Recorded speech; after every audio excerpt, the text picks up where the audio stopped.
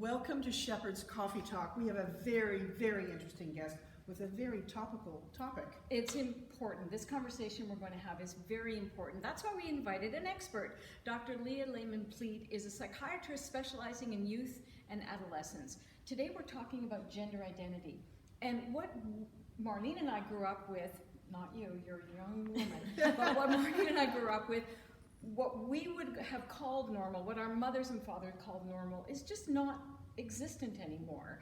And we want to help educate people on what the reality of our new world is, so that we're not judgmental and we're not dismissing people because we don't understand what's going on. And be politically correct, saying the right thing and not offend people. Exactly. No, that's a really good point too. So Leah, do you want to talk about your work as a psychiatrist dealing with youth and adolescents? Because isn't that really where it all begins inside of an individual? Yeah, definitely. So I work with youth and adolescents in my practice in the community, and the people I'm seeing are coming to me.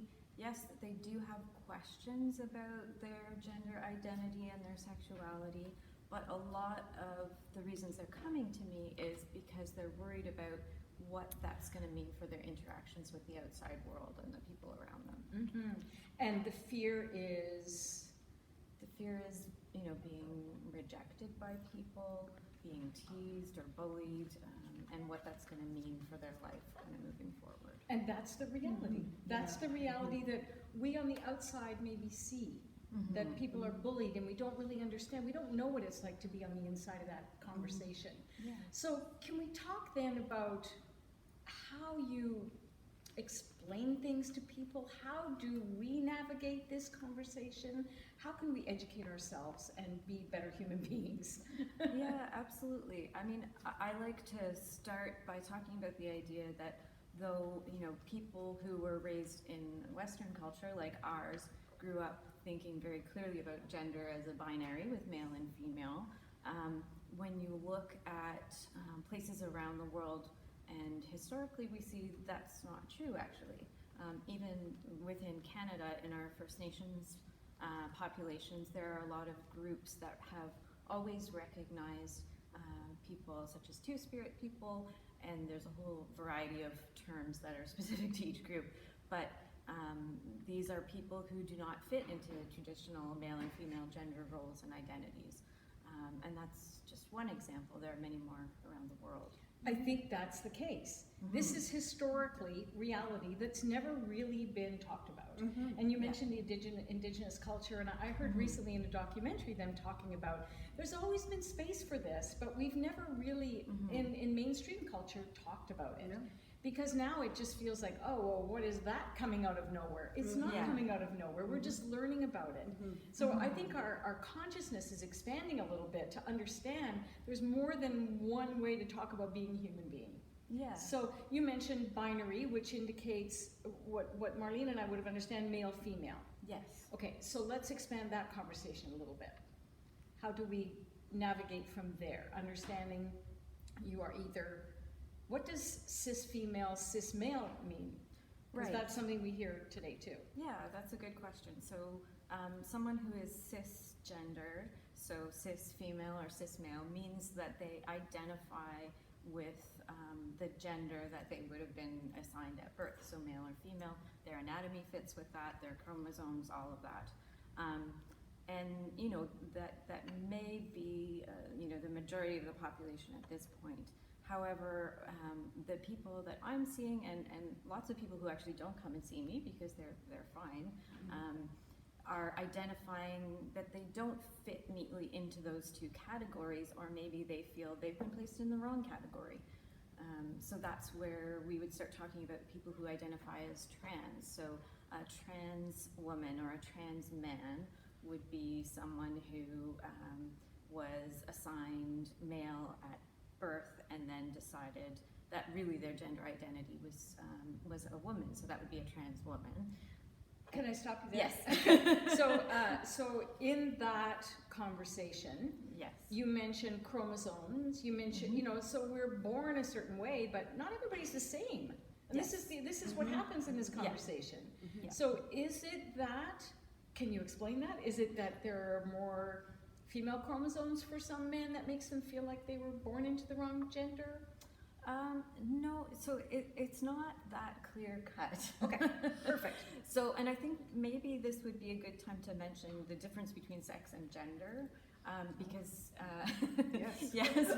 So when we're talking about biological sex, we're talking about male and female, and that's based on things like your chromosomes and features of anatomy, hair growth patterns, what genitals you have, all those kinds of things. That would be what when you're born, the doctor says, oh, this is a boy or a girl. That's sex. Okay. Whereas gender, what we're talking about as gender now, would be the person's identity. So I identify as a woman.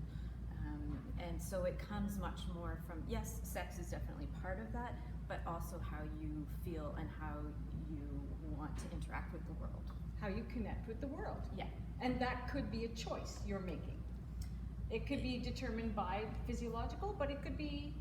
I think people would, I would hesitate to say that it's a choice, Okay. because I think when I think about the people that I work with, and all the struggles they go through to live in the gender that fits best for them, I don't think It's a anyone choice. would They were choose Right, that. right, yeah, right, that's a really good point. Yeah, right. Because it is a struggle, but I think it's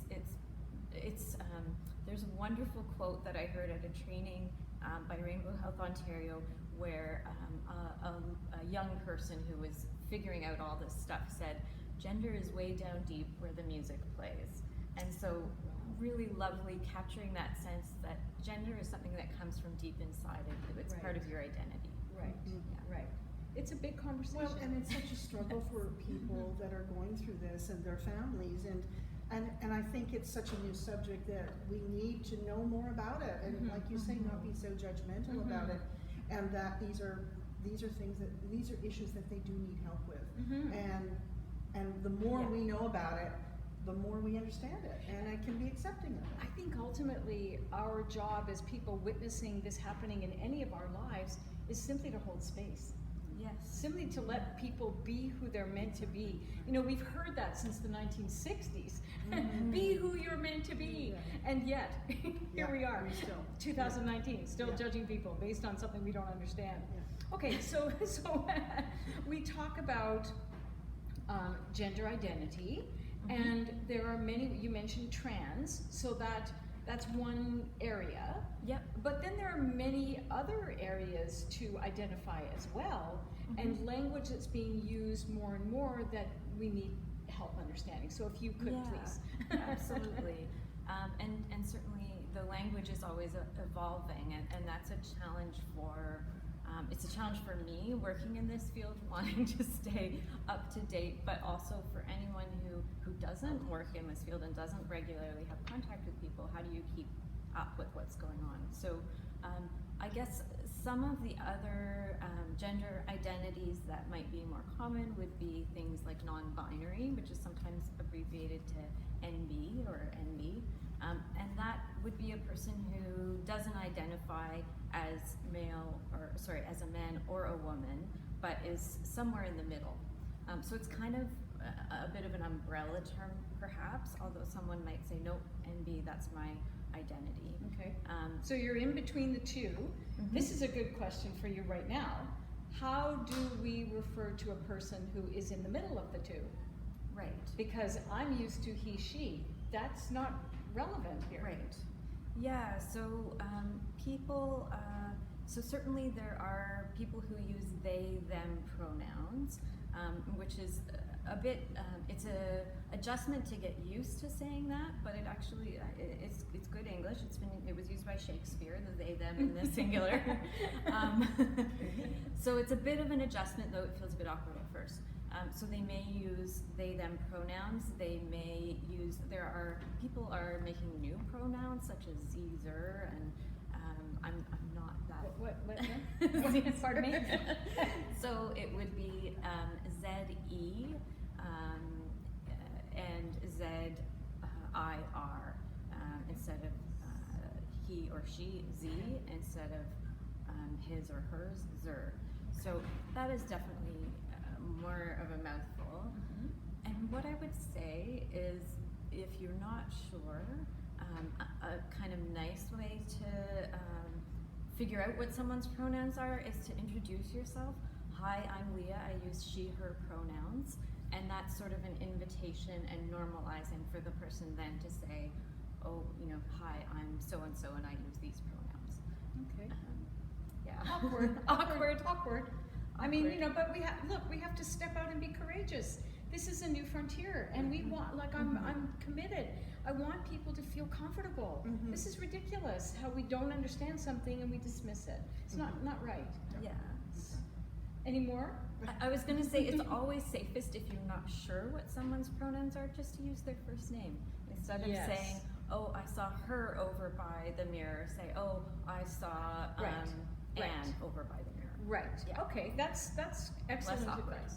Excellent. Do you find people who are struggling through this identity, this gender identity, that they're forthright, they're getting a little bit more courage to come out and express, so that the rest of many people can know how to react to them in a proper way?